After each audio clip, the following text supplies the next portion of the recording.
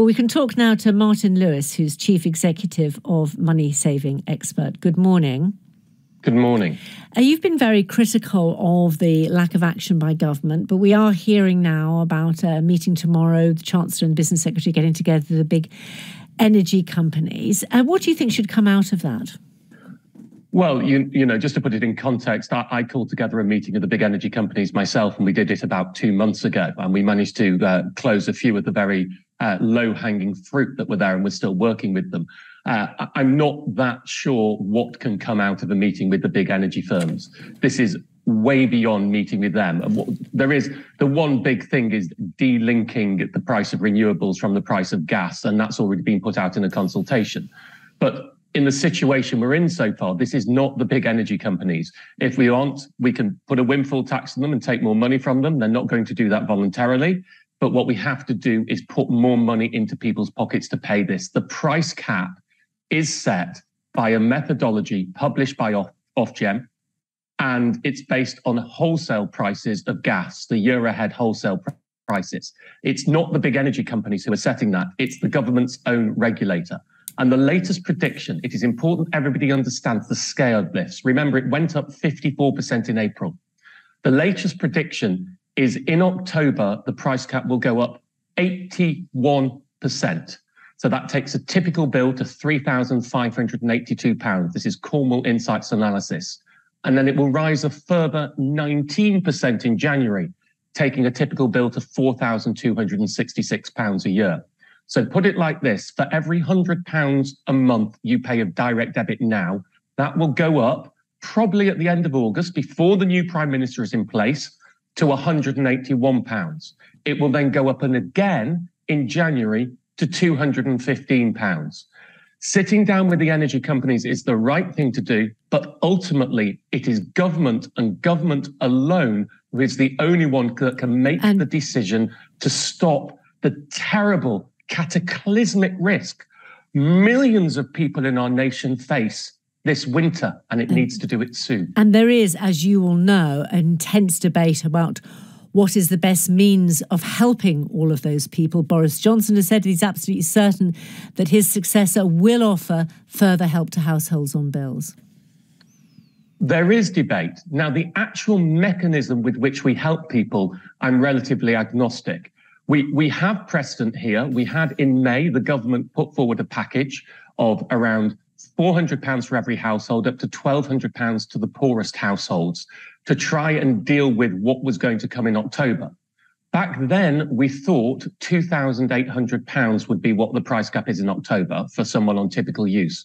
We're now talking nearer £3,600. Back then, the price cap was still changing every 6 months. So we thought that would last from October until the following April. Now, to try and, you know, I mean, I just incredibly frustrating. The regulators made it a 3-monthly change, which it said would enable prices to come down more quickly. Well, no, it's enabled prices to go up more quickly, which means you've got an average price of £3,800, £3,900 over that October to April period. So we're £1,100 higher than we were in May. But there is time, isn't there, to prepare to take action because of that January. Well, this is what this is. Shout at you. Fair enough, but I mean, what we've been hearing on the programme so far is that there's too much distance between the two candidates for them to come together to agree on action. But there will still be time for action to be taken, for there to be an emergency budget in September, to look at what could happen in October, and then more action can be taken before January.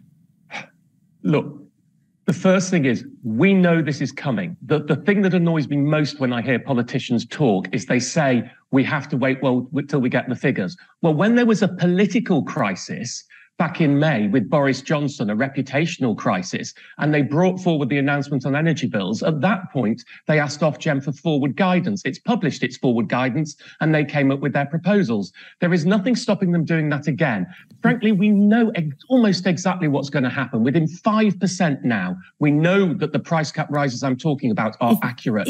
That is coming. And the direct debits are going to start rising pretty much immediately on the 26th of August, before the new Prime Minister. Will they, before October? Before the 5th of September. As soon as we know this, as soon as the announcement is made from Ofgem on the 26th of August, that crystallises the direct debits going up. On the question of what kind of action should be taken, there is work, we know, going on behind the scenes. The Cabinet Office has told us that there are discussions being made with the two final candidates, same kind of work that's done when an opposition party comes to power. So from September 5th, from day one, the idea is that whoever the new Prime Minister is, it will be in a position to take action quickly. That's what's being suggested. Well, and that would be wonderful. And we've heard mutterings from the Rishi Sunak camp that he will increase the previous handouts that were given. Well, just to put it in context, because we've seen effectively a doubling of the difference between where the price cap in October and January will go from that in May. So if he's going to be consistent, he will need to double every number in that package. Well, what he said is he was asked about this last night, about the £400, whether it would be the same. And he said he wouldn't be doing that because he wanted to offer targeted help. He will effectively need, if he wants to make this work, to double the numbers, especially for the poorest, from £1,200 to £2,400, because the prediction, the increase has doubled the gap over where it was previously. With the Liz Truss case, well, at the moment, look, let's be plain. Tax cuts will not help the millions of the poorest in society who are making the choice between heating and eating. It just will not help them because they don't pay tax.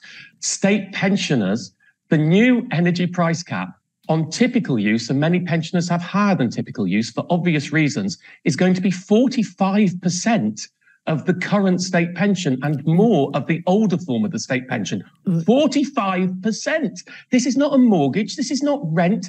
This is just energy bills. And tax cuts are not going to help the poorest pensioners. It's not going to help those on universal credits. Dropping the green levy is a sticking plaster on a gaping wound. It's 150 quid. We're talking a year-on-year rise here. You know, by the time you get to January, over 18 months, some people will see their bills go from £800 to £4,200 on the same use.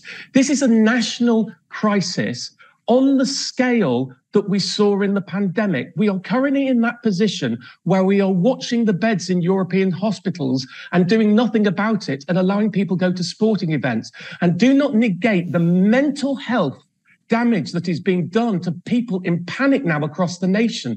And the political theatre of allowing the 26th of August to come when we get the price cap announcement with nothing firm in place is incredibly damaging. When I last spoke to you about, and we talked about potential civil unrest, there were 3,000 people on the Don't Pay group. It's now 100,000 people. This is not something that can wait. We need to get firm decisions coming from the key parties. Rishi Sunak needs to say more detail of what he will do, and Liz Truss needs to say more with what she will do. And if it is just tax cuts and the green levy, then we are going to leave millions destitute and in danger this winter, and that cannot happen in our country. Martin Lewis, many thanks.